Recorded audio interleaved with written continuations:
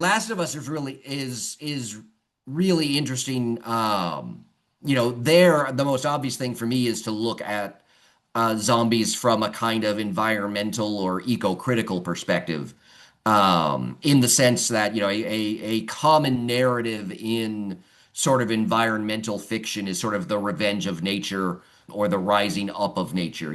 That mankind for what it does to the environment. There's lots of narratives of where nature is sort of depicted as coming back to get them. And that's very much an element in The Last of Us with the cordyceps virus. It's very much sort of nature kind of in revolt against us. But also, as I think I've shown kind of the very opening sequence from The Last of Us where it's on like a talk show and you've got two scientists there talking about what they fear the most. And there's the one that says he fears fungi, which number one, I did not need a new thing to fear in my life until I watched that episode. I'm like, oh, okay. So now I got to be afraid of the mushrooms that are growing in my yard.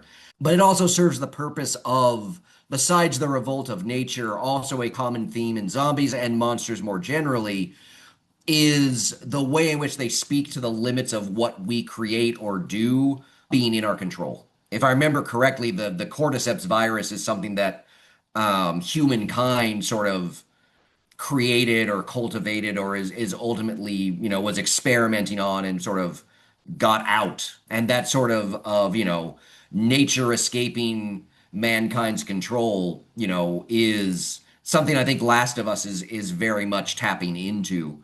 And you see that in all kinds of popular culture. I always use Jurassic Park as that example, where instead of zombies you have dinosaurs running around. But there's the line from Jeff Goldblum's character, in figuring out whether or not they could bring the dinosaurs back, nobody thought about whether they should. And the resounding answer in Jurassic Park is you should not. And I think Last of Us is doing something similar there in terms of both kind of that revolt of nature narrative, but also that narrative of, the things that we create are not entirely in our control, which again, you see in, monsters, you see that with, I mean, that's the narrative of Frankenstein, at least in part. You can see that in things like the atomic bomb as well, that, we mankind has a habit of creating things without fully thinking through the consequences of creating them. So that's very much what I see sort of going on with The Last of Us, is that revolt of nature slash, science and technology not really being entirely in our control, even as we're the ones creating things.